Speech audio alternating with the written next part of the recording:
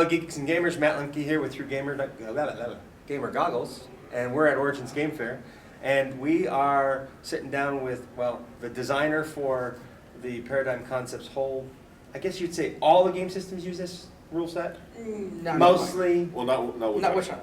Arcanus and Rodicapes share the same modified system. Capes. Rodicapes. And Witch Hunter is a completely different system. Yeah. Oh, so this one's not D10 based. It is D10 based, but it's D10 dice pool Yeah. based. Oh! Very similar to White Wolf's Yes. World of Darkness. Whereas this is a streamlined and simplified version of the more tactical based Arcana system, which is the clock. Which is the And it's a modified die pool plus skill ranks. This is a new book too, isn't it? came out last year, Last year, yes. 2013. Yeah. Oh, now I know why. Right. Yeah, the batteries. I'm Moment. The bane of every electronic device. Well, these are brand new batteries. They probably just got bounced around. Yes, we were talking about systems, and because like I've seen you at about 3 or 4 cons now, and this is the first time I think I've ever seen this art. I was always torn by like Rotted Capes, what is that? And then I think the first year you were here at Origins, you told me about it, and I didn't get to really talk to you about it. And for those of you that don't know, Rotted Capes is a superhero zombie game, Yes.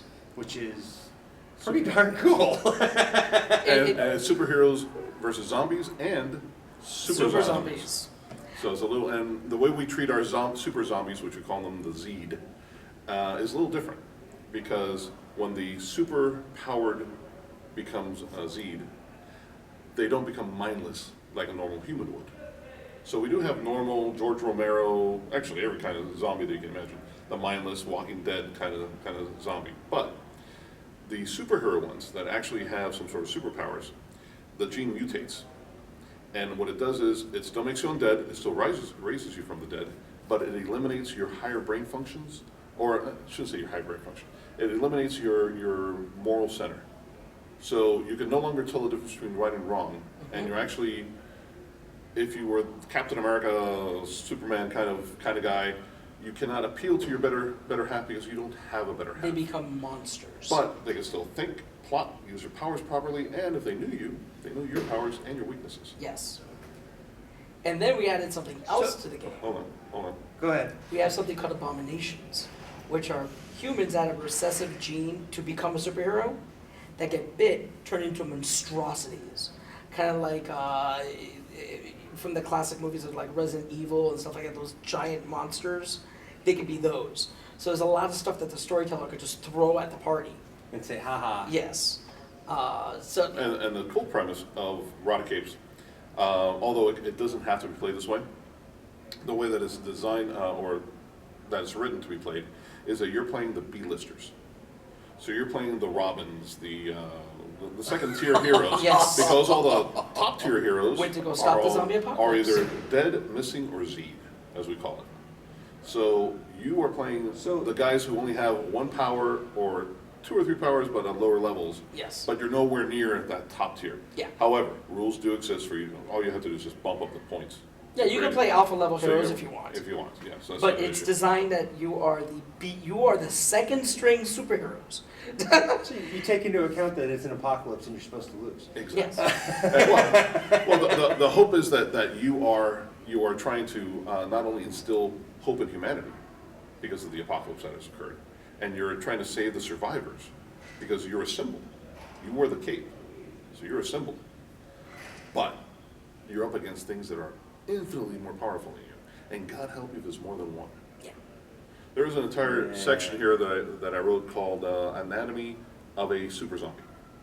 And it gives you 4 or 5, I think it is, little vignettes of things that are occurring and why they do. They're very territorial. And so things that the storyteller, the game master, can focus in. And actually, not only just run, I mean, this obviously can be run as a beer and pretzels game. You sit down, hey, you throw a zombie at the end, or you pick up a zombie at the end of the book, and you run your players through it, and bam, bam, bam, you're done.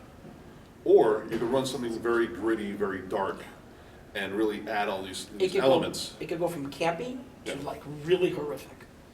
It all depends on how you That's- run the game. Exactly. Big part of probably what makes it work. Yes, and another thing that was written into the game is personal connections. Once you make your hero, you're supposed to create 2 bystanders, which are important to you in some way. So then it's not only about you dealing with stuff outside the Enclave, it's the people inside the Enclave that matter to you. And an enclave, just to be clear, Oh. is just a group of people that are grouped together survivors. Yeah. So it could be as small as a handful, or it could actually be, 20, 30 people that have survived that you are now protecting. Yeah. So there's And a that- lot more at stake. And then, of course, if you really want to dig into it and make a campaign out of it, who's in charge? The civilians? The bystanders? Or you? Because you have powers, they don't. Mhm. But, so is it a democracy? Is it Heck- all different types of different governmental systems that we have been evolving throughout the millennia, Mhm. now come back to the Crashing fore. down. It's been reset. Yeah. Now where are we? Is it a feudal system, or are we back to demagoguery? All sorts of things. And the thing we bring up in the game is the fact that zombies are not always the villain. Sometimes it's other enclaves that want your stuff. We have Oh, yeah, we have that's good. villains in there who are alive. They're not zombies, but they're villains that have taken over an enclave and rule it with an iron fist and are telling them, go get their stuff so we could survive. So sometimes the nastiest villains aren't the zombies. It's the other people that you have to worry about. It leaves a lot open for the storyteller. Exactly. It does. Yeah. That's really good. And by the same token, like I said, it could be a beer with pretzels game. Yeah. Your buddies can get together. We have pre-written heroes and villains at the very back that just pick one. That's our villain for the night. You read, a page? And you're ready Here to are go. all your stats? And you're ready to And go. come on, Yeah. and these things write themselves, really. Oh, yeah, They they do, do, for they sure. really do. If for a beer and pretzels game, they write themselves. Yeah, they Yeah. do. And we have all sorts of stats for other types of zombies, like normal zombies. We have abominations, like Peter said. We have one- subterranean zombies, Yes. which are the subterranean people, like the mole men kind of people from beneath. Well, they're men as well. They so got Z'd. They got Z'd. So you have subterranean zombies. You have zombies that were The phaser ones. phaser ones that phase in and out because there's a scientist who was trying to get rid of them, and it backfired. And he made So- them better. So they, so they actually go through walls and Yeah. ceilings and everything else. It's So you're like, weird. we're safe in here, and then one walks through the wall. So there's a lot of things. This is created more as a sandbox Yeah, toolbox sandbox, very sandboxy. that you can do whatever you want, as opposed to, and although you do have a setting, it's not as in depth. No. For example, as Arcanus, which is a very heavy Story based. driven Yeah, setting. narrative, yeah, for sure. And then you have Witchfinder, which is somewhere in the middle. And actually, one more thing about Riot Capes is, when I wrote the system, the powers are well defined, but how those powers are expressed is up to the player. For example, if you read comic books, you know about a multiple man, they make copies. In my home game, I had a guy made a character named Bramble. He has that power, but the way he uses his power is he touches trees and copies come out of the trees made out of wood. Or he grows them from the ground. So you can pick a power, and then the way you express it is how you build your character. In there we have a part at the very beginning where I take 2 characters with exactly the same power sets and describe them as 2 completely different heroes. Very good. One ends up being telekinetic based, the other one is all like techie based, but there's the same powers, the same ranks. Right. So it leaves a lot open for the players to express the heroes they really want to create. You can make the same character essentially several times. Yes. And It'd be completely different. personalities Yeah. as a result. And the thing is, we have skill-based heroes, and I was very careful. I wanted to make sure the skill-based heroes could hold their own with the power-based heroes. So you're never going to feel like, oh, I'm a skill-based hero. I can't keep up. You can keep up. So you can make the Hawkeyes. You can make and they don't fall behind. Somebody like a Colossus type character or a Static Shock type character. You won't fall behind. So there's a good balance there, but it leaves a lot for the players to express the way they want to build their heroes. That's So good. he started by asking about the mechanics. Why don't you give him Oh, basics okay. of how the mechanics work? The basic mechanics of Rodney Capes and Arcanes is you have 2d10, which are your action dice. You're going to roll those for any skill check, any attack. By the way, everything's based off skills. Attack means Okay. a skill. it's the stealthing, everything's a skill. So you roll your 2d10 and then you pick an attribute die. The attribute die can be anywhere from a d4 to a d12.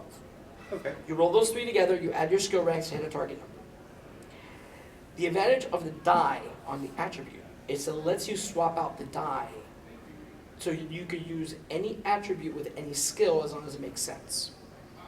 It's a dynamic skill system. In other words, I have an expression of an athlete that watches a game for the first time. So you look at him and go, okay, athletes and intellect to see if you figure out the rules of the game. Okay, you figure out the rules of the game. You want to play? Yeah. He gets the ball, he wants to power his way through somebody. That's athletics and might. Just swaps out the die. Rolls, same skill ranks. And then he wants to fake somebody out. Athletics, charisma. Same thing, same stats. You just change out that die. Makes it faster. You don't have to redo math, you just change out your die. And attribute die can explode. So if you roll an 8 on a d8, you roll again. I like roll these again, you roll again, dice. you roll again, you roll again. You roll the attribute die again, not Yeah, the the attribute die, 220. not the 2d10. The 2d10 is always just 2d10. 2 1s, auto fail, 2 10s, auto success. Okay. Damage is a damage die and an attribute die. Again, the attribute die can explode, which could get really nasty. Because that means even the weakest guys you go up against can sometimes hit you really hard.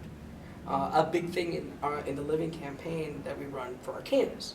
At first, when everybody came in, they were like, ignore the minions. Ignore minions. They quickly learned you do not ignore minions, because their die can explode. But we have not even explained what any of that is, so Well, I I'm apologize for the I'm lack of familiar what context. exploding dice is. Well, Every, no, Why did- I'm talking about the living campaign and everything, Yeah, so sorry. minions, I apologize Minions. for the lack of context. Sorry. Sorry. Well, minions, we have them in this game. Zombies, for the most part, are minions. They come at you in packs. A lone zombie by itself, easy prey, one good shot, down. Zombies are scary when they come at you. When And- there's and a hordes. bunch. And the mechanic for the game is the more they are, the harder they hit. Because they start Oh, yeah. attacking in unison. Right. The thing is with minions is that there's so many of them, and there's so much of a chance of dice exploding, they can get really scary. Especially when they all start helping each other. It's all about the numbers. Exactly. So you could have the strongest guy, you could have a Colossus type character. When a swarm of zombies comes at him, he's going to go down. So you run. You don't stand your ground. When there's too many zombies, you move. You do not stand If you your can. ground. Now, the advantage of minions, well, explain what happens, the downside of minions as far as minions are Oh yeah, concerned. the downside minions are easy to take out. They only have like 1 stamina and 1 wound. We have a wound stamina mechanic. But they're easy to take out. Again, but if there's a ton of them, You gotta there's take only out- so many you can take down at once. Right. And they keep coming. Now in like Arcanus and Witch Hunter, Arcanus and Rod Capes, we have two health stats. We have stamina and wounds. Stamina you get back really quick. Stamina you rest, you get it back. Wounds are you got physically hit in a way that's hard to heal. It can take days to heal a wound. In Rod Capes, you take a wound, you can get infected. Yeah, it's not good. Now, a way to get around getting infected, which is an idea he came up with, which was fantastic, was when you get wounded, you can cauterize wound with fire, and it gives you a bonus to resist the disease. Right. Which is the reason why the superheroes still wear their full body costumes. It hides all the really nasty scars. The burn scars. Because you want to make sure that you don't get infected with the Z virus. Yeah, Right. so you So burn. you cauterize it. Yeah, So eventually you're covered. and just burn And marks. and it's bad for morale if the people you're protecting, and you're supposed to be this shining example of If you're scarred. vulnerability. Scarred all over the Exactly. place. So you wear your costume, Yeah. your gloves and everything else, and it hides the scars. Yep. And actually, one of the guys we mentioned in there is a guy that he had one of his powers was he was resistant against fire. Yeah. Oh. And he's like, oh God, don't infect me. Exactly. Because he's able to, or she is, I guess it's a She- it was a she. she can control fire and whatnot and generate fire. But that means she's immune to fire. She Which is won't the one burn. thing that helps so her. she can't ever, cauterize the wound because of that. So Yeah. it's you can have fun with these powers. Oh, That's lots. fine. You can have lots of fun. And then, now, combat. We use a clock. The clock is your actions that you take now dictate the next time you're going to get to go. Instead of rolling initiative every round or rolling, okay, I go next, you go next, you go next. Let's say hypothetically that you are fighting, you and me are fighting a zombie, right? And you do a simple attack. A simple attack would probably be speed 4 because it's a simple action. Well, let's say that I do something called like a headshot, which is a maneuver you could do, which adds to your speed. So my attack would be a 4 plus 3 for the headshot. The next time you get to go 4 ticks later. I get to go 6 ticks later, or 7 ticks later, or 8 ticks later, depending on what I Oh, did. wow. So basically, Okay. basically what occurs, and the reason we call it a clock is because it's literally that. It goes is 1 to 12. A clock, Yeah. 1 to 12. And it goes right? back around. You roll initiative once, Hmm. and that places you on the clock. Okay, you roll, it's a D10. Yeah, yeah. Okay, so if you roll really well, you roll 1, go first. Yep. What do? I think a simple action. You take your simple action, you do whatever it is you want to do, you resolve it. At the very end, you just take your personal clock And you move it to 5. Yep. 1 plus 4. And the GM calls out, okay, who goes on 1? Who goes on 2? Who goes on 3? You're on 3, go. Who's on 4? Who's on 5? Who's on 6? And the first time you play it, we experienced it, because you're still understanding the clock gets slow.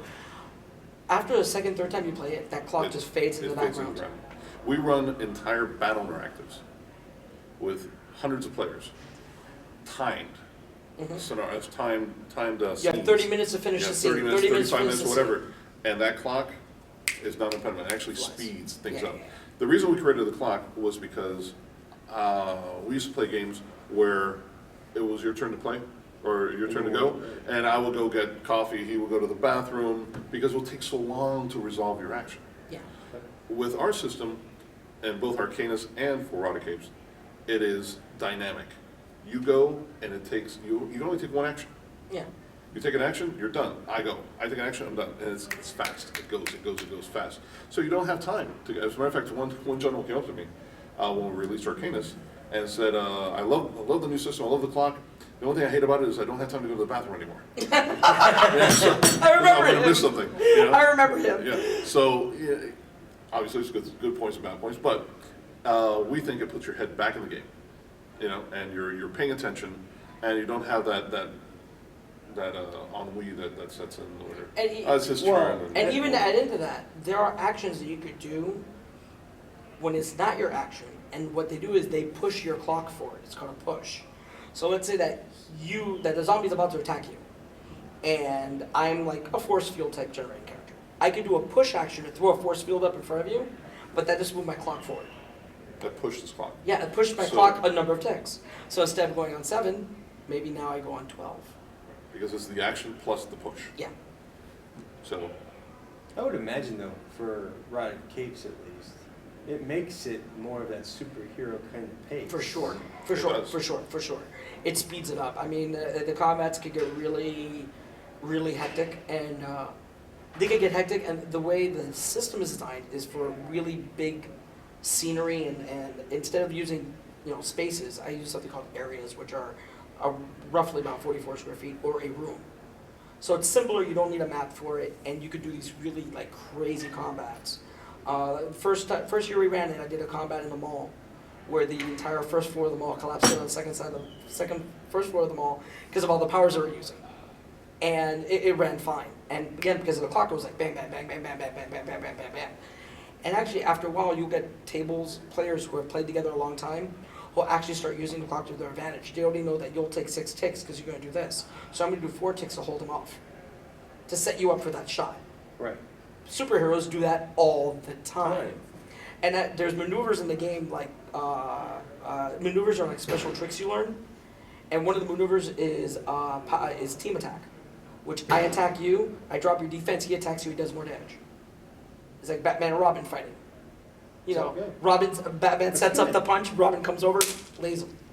So, I like that. yeah. You really capture the flavor a lot with this. I'm a huge superhero game fanatic. I've been playing since the Marvel Superhero FASA system. Remember that one, I the do, fighting actually. and all that? Yeah, I've been playing since still then. own it. I love when we came up with the idea. My eyes lit up. I was like, I get to write a superhero game. Yeah. So yeah, I went crazy with it. That's something else. Yeah. now, along with the core book, so here's my shameless plug.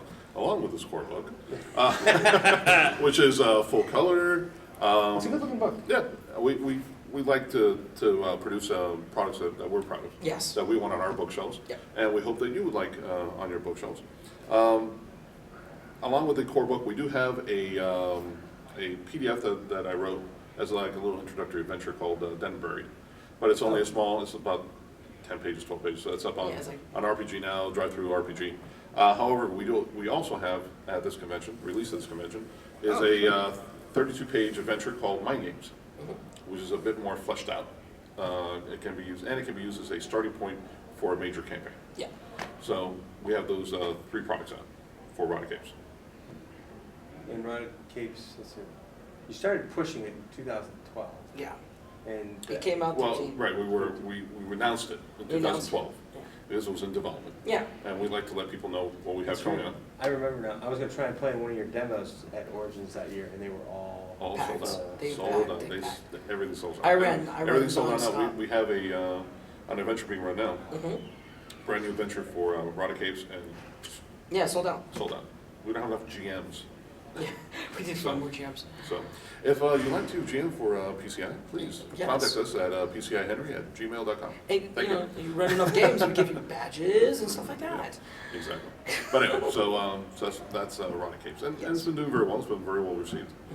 People seem to enjoy it. Well, I knew it was going to be well received, but the fact that it was sold out there and then it sold out again at Gen Con, and Makes me very happy. Yeah, we're very happy with this game. when I really found out what it was, I was very excited about the concept. It's a fun concept. So much fun.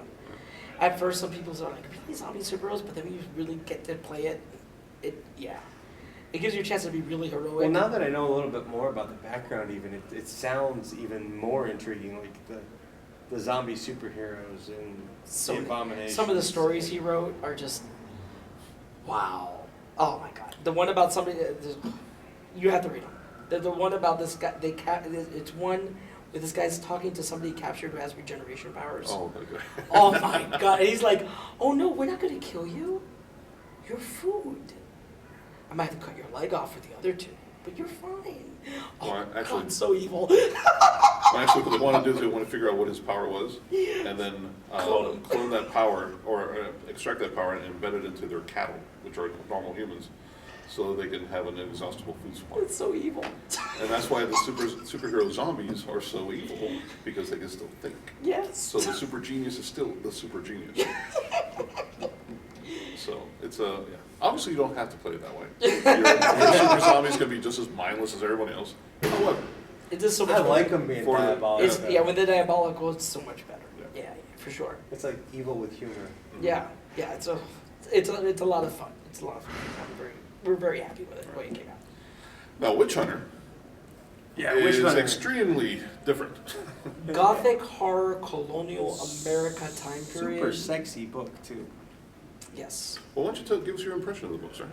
Completely unsolicited. Well, I have always loved black books with silver embossing, and it's got the foul leather, and you know I've always been a fan of. Well, I like calligraphy, so I'm a fan Oh. of anything parchment based, and they got parchment based back to it. They've got good art throughout.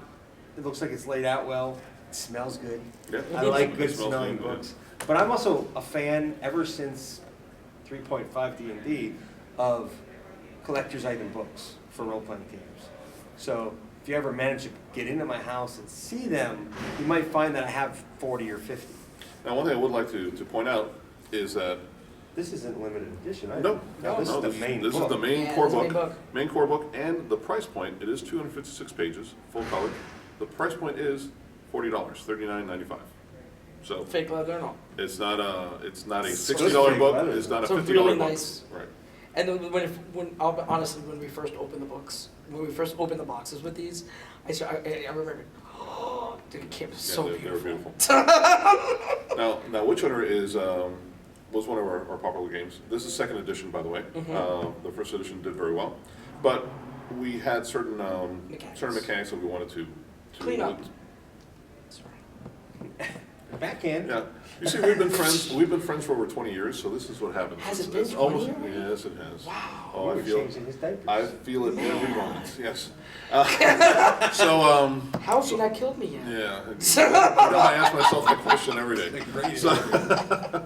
So anyway, Witch Hunter basically takes it from the point of view of an alternate history, swashbuckling colonial horror game. It's set in 1689 with a slight alternate history. And we did that for a couple of reasons. A, not everybody is a history buff. So, True. and there's nothing more annoying than running a game and having one of your players say, well, actually, technically, in 1542, such and such thing happened, therefore it could not happen there. Yeah. For which your answer would be, this is alternate history. And that's all. Now, you have to keep it in mind, but, it allows for those little nuance, those little nitpicky items to be smoothed over. Actually, the main reason is because we have a lot of fans that are females. And in Really? yes, we have Yes. a huge female contingent that plays Arcanus and Witch Hunter and even Rotted Caves. And I did not want to present a game that completely disenfranchised female players. Yes. Because in the 17th century, women were not treated with the same equality or enlightenment, or like they're all the way at now, but Right. it's nothing like we have now. So what we did was, I decided to do a Rosie the Riveter effect happen in the 1300s rather than World War II. So when the Black Plague came along and killed the number of Europeans that it killed, what was it, 3/4 of the population It was got killed off, it was devastating. millions. In the Witch Hunter world, the same number were killed, but it was a disproportionate number of men to women. So the population of men dropped drastically, as opposed to women. So women were forced to do the jobs of men, just like in World War II, when they were doing, Building welding planes, and welding yeah. tanks and everything else. Now you have blacksmiths. As a matter of fact, we have a Rosie the Riveter picture On an anvil. on an anvil. There she is. There she is. Well, I'll be dang. And that's, instead of a jackhammer, she has a sword. So it's a, She's a great sword too. yeah. Yes, and it's great because now, because of that effect, people can make female ex-soldiers or hunters and stuff, and you don't have to deal with the That's sexualism of the huge, time yeah. period. Yeah. Yeah, but it, So- it really worked out well for the story now because now female players could make their female characters, or male characters can make their female characters, and it doesn't break the historical aspect of the game. You can play them as people rather than property. Exactly. Which unfortunately at that time Were. Right, that's what they were handled Yeah. and presented as such. Pretty much. So, and the third reason is because just like in most pulp games, you gotta have Nazis as bad guys. In this era, you gotta have Aztecs. Really? So the Aztec, Aztecs. so the Aztec Empire did not fall when Cortez came because they used blood magic to stave off the disease and actually kill Cortez. I actually wrote a little story there where they actually, what happens when Cortez does his move Yeah, and how they completely turn the tables on him. and the Aztec Empire is Very just good. evil, We actually have a source book on the Aztec Empire. horrible. Yeah. Very nice. Yeah, turns out my great whatever grandfather was the bishop who actually went and destroyed the Mayan Codex. It says obviously the Aztecs forgot about it. So we switched it, and he actually wrote a book on the Mayan civilization. And it's considered a big tour de force of that era. It's an actual book that actually exists, and we did research, and then we just shifted it to the Aztec Empire. And it's kind of cool. So if you see our Aztec, we have it there, the Aztec Empire source book. It's pretty neat. And what we did was we took the history of the Aztec Empire, from the beginning, past the point where they're destroyed in our history, and then an extra 100 years or so to catch up to 1689 and what happens. That's very cool. And we did other little tweaks. like, With for just the example- small little tweaks too. Yeah. I mean, really. Yeah, exactly. I mean, the normal empires are still there. I mean, there's still England, France, and Spain and whatnot. I mean, nothing major. There's not like, It's not like we were raised. Anglo-France Yeah. is now a nation. It's still the nation that you would know. And it's very familiar. While at the same time, what it postulates, what would happen if there's magic? Mhm. Things would change. Always There a are- good question. There are court magicians. So the court of England, the French court and everything, they have court magi's to make sure that they're not getting bespelled and whatnot. So the Catholic Church vets the magi. So if you want to play a magician or a sorcerer, you can, because you've been given the seal of approval by the church. You're not influenced by the devil at all. But unfortunately, you have to go through something called the ordeal. So every player who creates a magic, sort of hermetic mage basically, has to take a flaw that is reflective of what happened through his ordeal or her ordeal. So you may have a person who has a fear of water because he was ducked over and over to make sure that he wasn't, that sort of thing. Fear of the color green, fear of the color red because of the rows of the Cardinals. So you have to take some sort of flaw, and you role play that flaw. Mm-hmm. This is much more of a role-playing, story-driven game, Yeah. as opposed to Arcanus, which is still very heavy into the role-playing and story, but it's more of a technical game. This hopefully you'll find that the mechanics here fade into the background, and it gets out of your way so you can tell a good story. That's very cool. Thank you. We work hard. Very. This is And obviously our they really work too. and this is our secondary jobs. We all really have, Real jobs, yeah. Peter's an engineer, I'm an attorney, Eric is a very successful salesman. Yeah, So we all have we our love the hobby, and this is our our passion. outlet. Yeah. Right. So And that's what's cool about it too. 'Cause, you definitely come across as being passionate about it. Yeah. you give Peter a cupcake and he gets passionate. Yeah, hey, Sorry, Peter. it's the way I live. And that's good because that's really what Right. I do this for. Is I do this to share things like that with other people, and they get chances to sit down with you. I mean, how many people are going to watch this in their own home now? Fair enough. Well, So- yeah. It's I all hope so. cool and good. I You- forgot my question. We already have two products for the new game. To support it. Yeah, we have Cities and Mysteries, which covers cities in the old world and the new. One thing we did to alter history is New Orleans was set early. But New Orleans is nowhere near the book, so Yes. don't even mention it. And Cities Well, of Mystery. It's mentioned in here though. Yeah, it's mentioned here. Yeah, but- I mean, we did, that's Oh, not oh, alternate oh. history. We mentioned New Well, I Orleans. just don't want people to think that they're going to pick up. No, it's not in there, Cities you're of right. Mystery. And It's not in there, you're absolutely correct. Cities of Mystery basically takes spotlights 4 cities in the old world, which are Liverpool, Prague, Paris, and Venice. Do I smell And then gypsies 4 and vampires?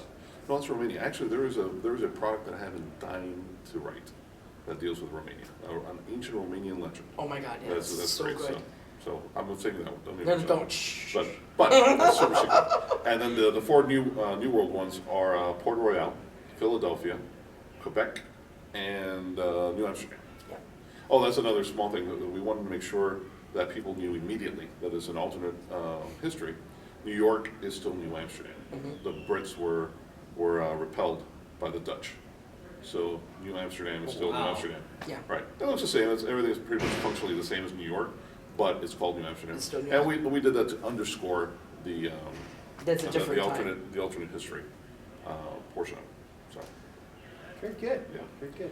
another thing that I think is very, very unique about our game is that monsters don't follow the same tropes or have the same weaknesses that you would expect. Because if you're running a horror game, there is nothing that nullifies horror quicker than knowing the weakness of your adversary. True. Yes. So we do what I like to call the Chinese restaurant menu system. Okay? You want to create a vampire. So in there you find we distilled what is a vampire to the lowest common denominator. It is an entity that absorbs the life force of others to extend its own life force. So that's your starting point. Then you have specialized tables that we created, which has the basic powers of vampires. And they're broken into categories, movement powers and whatnot. But for every one power that you choose, you must select a weakness of the corresponding category. So if you take a movement ability of, I don't know, turning into a bat and flying or whatever, you have to pick a weakness of that. So I can't cross running water, for example. So I have had, one of the first games that we ran as a playtest was a werewolf attack, where the werewolf susceptibility was not silver. It was fire that was blessed. You killed everybody, didn't you? I killed one. Well, I did kill. I maimed it horribly. One of the player characters, and then the wolf left. So the werewolf left, and then because they went, it's a werewolf. So obviously it's a werewolf. Grab all the silver. Start melting the silver. And I'm like, sure, go ahead. Go right ahead. Knock yourself out. And How then many players were unhappy with that? No, they all loved they it. loved it. Good. They They're thought like, it "That's was awesome." great. They Yeah. thought it was great. So that allows you to create creatures that you're familiar with, vampires, werewolves, witches, necromancers, and whatnot, and give them twists. Yeah. So that it's something. It's always something fresh and new. Plus, we have new monsters, and we have monsters that are from folklore that are not as well known, like the Indian apopkick. I hope I pronounced it right. If I offended any apopkicks out there, I apologize. But they're detailed here too. So there are monsters. This is a complete game. There are monsters, spells. We have 3 different types of good guy magic systems. We have prayer, hermetic magic, and animism. Because we do have the American Indian, Native American Indian Yeah, player you can- character yeah, option. some fun with that. Player You can character play option. you can play a Native American witch hunter. Right. Yeah. And then on the other flip side, we have the bad guy traditions, which is diabolism, necromancy, and witchcraft. Mhm. And there will be more in the rites and rituals, which will be coming out hopefully by the end of this year. And then we'll have alchemism, Kabbalah. What else? There's like another voodoo. Voodoo. That was the other one. So And then we have the bestiary, the adversaries book that we're going to be coming out with soon, hopefully, which is going to also be a faux leather, but it's going to be a reddish faux leather, and that's going to be a ton of adversaries, new weaknesses and powers. And when we do adversaries, we don't just give you stats. We actually give you like a good chunk of story that we hope inspires storytellers to grab that and just go with it. Like we'll give you a bunch of ideas with that monster. And we also do something called variations, which is here's this monster, but this is a version of this monster that's a little different that has this connotation to it. So, Yeah, slightly different. yeah. Yeah, Like a vampire, then you have the Chinese tradition of a vampire. which I've never actually heard. They're always invisible. They never leave footprints. That's not even fair. No, it's not. They're horrible. They're horrible. They're horrible. They're horrible. But yeah, there's different traditions of mythology that we really started to get into when we did Witch Hunter. We tried to find some of the really rare or really obscure legends and try to bring them into the game.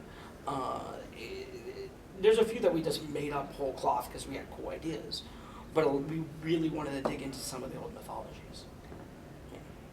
It's very cool. there you go. I think that covers it. Very good. Thank you, gentlemen. No, my pleasure. Anytime. Can I give one last plug for our upcoming, our next product line, Oh, very cool. Yeah. which is Cthulhu: Strange Aeons. Oh, that's right. We talked about this a little Right. bit. Yeah. I know it's going to be quick because we're almost out of time.